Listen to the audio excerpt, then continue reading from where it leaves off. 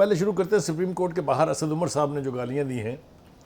Supreme court का यानी chief justice की सरबराही में बेंच कहता है कि हम हमजा शहबाज को वज़ीर आला 22 जुलाई तक मानते हैं और उनके नाम के साथ निगरान नहीं लगाएंगे।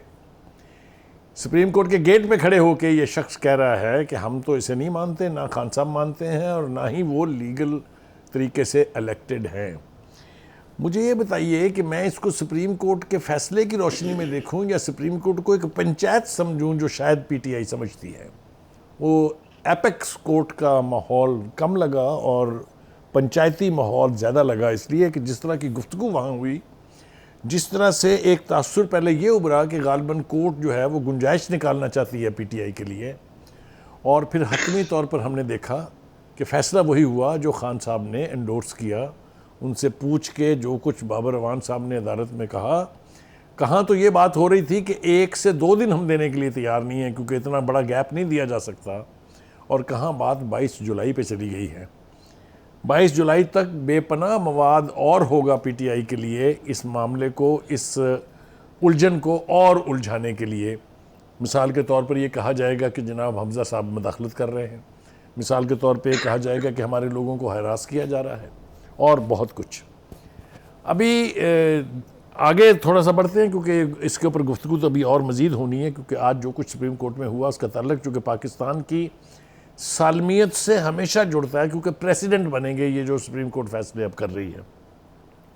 अब आ जाएँ आप, मिफ्ता इस्माइल साहब जो है उन्होंने जो कौम के साथ खिलवाड़ शुरू किया है उसका लगता है कोई एंड ही नहीं है।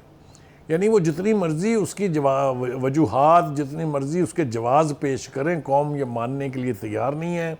मेरा नहीं ख्याल कि कोई किसी आम आदमी की वोकैबुलरी में वो कोई बददुआ होगी या वो कोई दुश्मनाम तराजी होगी जो वो नहीं कर रहे हैं इनके बारे में, इसलिए कि ये कभी हमने पूरी 75 साल की तारीख़ में सुना नहीं था कि 30-30 रुपये एक हफ़्ते में 2 दफ़ा और फिर उसके बाद 15 रुपये तीसरी दफ़ा। यानी ये 248 रुपए का पेट्रोल मिलेगा 1 लीटर, ये कोई मानने के लिए, सोचने के लिए तैयार नहीं था। और किस ढिठाई से ये फाइनेंस मिनिस्टर साहब ये सब कुछ करके और फिर ये तवक्को रख रहे हैं कि अवाम उनसे ताउन करें, और ये भी नहीं कह रहे कि ये बस आखिरी दफ़ा बढ़ गया, अभी तो मज़ीद उन्होंने पंडोरा बॉक्स खोलना है। और खुदा के वास्ते आपको क्या क़यामत आई थी ऐसी सूरत हाल में आके हुकूमत संभालने की। इसको पंजाबी ज़बान में तो कुछ और कहते हैं, लेकिन मैं इसको ज़रा थोड़ा सोफिस्टिकेटेड ज़बान में कहता हूँ कि और ले मज़े हुकूमत के मज़े लेने के चक्कर में आपने कौम की ऐसी तैसी कर दी है, उसको किसी काबिल आपने नहीं छोड़ा है। ये अपनी जगह हक़ायक़ हैं। इस पर्दे में आप कब तक छुपेंगे कि जनाब वो उन्होंने मुआहदा कर लिया था। भाई उन्होंने मुआहदा कर लिया था तो आप तोड़ देते ना इस मुआहदे को। अगर नहीं तोड़ सकते थे तो हुकूमत में ना आते, हुकूमत में आए तो जवाब आप ही को देना पड़ेगा। मैं एक बात आज क्लियर हो गई है मेरे लिए, और मैं बहुत अच्छे से कह रहा हूँ। ये चाहते हैं कि अगर ये नहीं है तो फिर पाकिस्तान में कोई निज़ाम नहीं है, और ना ही ये पाकिस्तान के किसी निज़ाम को तस्लीम करते हैं। अब ये बात करनी, इफ्तिखार साहब, ये जो आप बात कर रहे हैं वो अगर नहीं तस्लीम करते तो 22 जुलाई तक आप हेडलेस रखेंगे पंजाब को विद नो गवर्नमेंट, या और इंटरिम का क्या करेंगे, क्या करेंगे आप? ये सवाल आपका अच्छा है, ये सवाल अच्छा, और ये सवाल बड़ा बुनियादी सवाल है। It is not a question of this election. इसका मतलब जब कभी भी बाई इलेक्शन हुआ करेंगे तो उन बाई इलेक्शन के दौरान अगर सूबे में हो रहे हैं तो चीफ मिनिस्टर अख्तियारात छोड़ के घर बैठ जाए, और अगर मरकज़ में हो रहे हैं तो प्राइम मिनिस्टर अख्तियारात छोड़ के घर बैठ जाए। ये कौन सी रवायात को हम जन्म दे रहे हैं? और ये भी कहा आज कि इस चीफ मिनिस्टर की पावर्स को महदूद कर दिया जाए इस दौरान।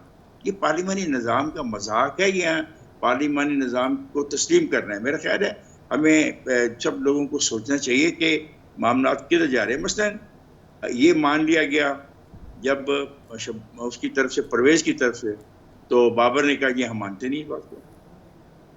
मुझे नहीं समझ आ रही हम क्या चाहते क्या है। क्यों जी जावेद साहब, क्या चाहते हैं? वी वांट टू एस्टैब्लिश के one individual Imran Khan will rule this state. अपने घर में बैठ के जो फैसला करेगा उसको अदालतें भी मोहतरम समझेंगी, उसको अफवाज पाकिस्तान भी मोहतरम समझेंगे, उसको बाकी इदारे भी मोहतरम समझेंगे। ये तो मुझे नहीं समझ आ रही किधर हम जा रहे हैं। क्यों जावेद साहब, इन्होंने अभी जो बात की है इफ्तिखार ने इनको समझ नहीं आ रही, पूरे मुल्क को समझ नहीं आ रही है, क्योंकि Imran, whether we like it or not, he will have a presence in the next assembly whether winning or losing. तो क्राइसिस तो यही आपकी फिर कंटिन्यू करेगी ना आगे। पीजे पिछले 3.5 महीने से जो इस वक्त हम के साथ हो रहा है, वो उसकी भी रिफ्लेक्शन आज आपको उसकी एक एपिसोड नजर आई है।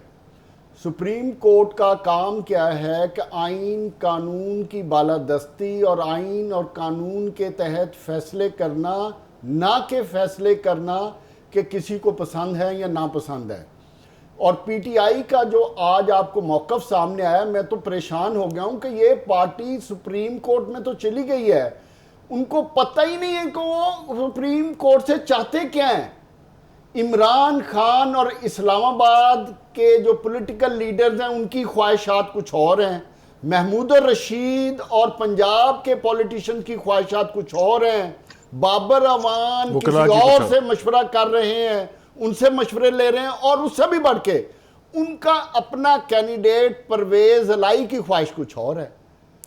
मैं ये समझता हूं कि इन ख्वाहिशात 4-4, 6-6 ग्रुप्स की ख्वाहिशात के साथ पीटीआई को तो किसी मुखालफत की जरूरत ही नहीं है।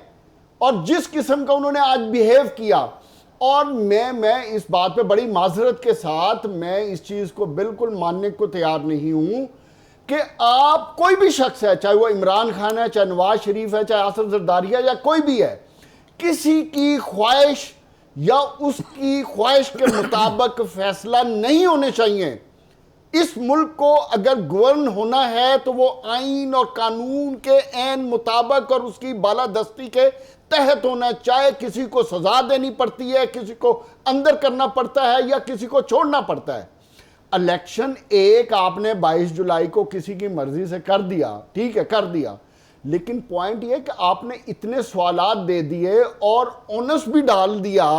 अब अगला क्वेश्चन क्या आ जाएगा जो सबसे बड़ा है कि आपने 22 जुलाई का कुछ चीफ मिनिस्टर का इलेक्शन होगा, और जो आगे जिमनी इलेक्शन आ रहा है वो इतना इंपॉर्टेंट हो जाएगा। जो बुखारी साहब बात कर रहे थे, उसमें क्या होना है, उसमें पैसा चलेगा, फिर इल्ज़ाम लगेगा, फिर तबादले होंगे, फिर इल्ज़ाम लगेगा, फिर हॉर्स ट्रेडिंग होगी, फिर इल्ज़ाम लगेगा, फिर इलेक्शन कमीशन पे सवालात उठेंगे कि इलेक्शन कमीशन क्यों नहीं रिस्पॉन्स कर रहा, इलेक्शन कमीशन किधर है, फिर अदालतें। ये हम जुडिशियल एक्टिविज्म से निकल के हम अपने सियासी मामलात को शॉर्ट ऑफ दैट क्यों नहीं सॉर्ट आउट कर रहे। हम अपने मुल्क और अवाम को सोच ही नहीं रहे कि अवाम किस तकलीफ में है, किस लेवल पर जा चुके हैं।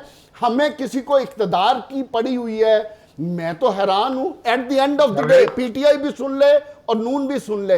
अच्छा जावेद, जमहूरियत में पीजा आखिरी बात, जमहूरियत में नंबर ऑफ वोट्स से फैसले। एक सेकंड पीजा यार, बात तो मुकम्मल कर लेने देना। इलेक्शन में जब भी होगा नंबर ऑफ वोट्स के साथ फैसला होगा। जिसकी ये ख्वाहिश है ना कि 16 या 17 के इलेक्शन में हम ये कर देंगे, वो कर देंगे, वो ख्वाहिशात भी पूरी हो जाएंगी, और उसके बाद आप किसका दरवाजा खड़काएंगे।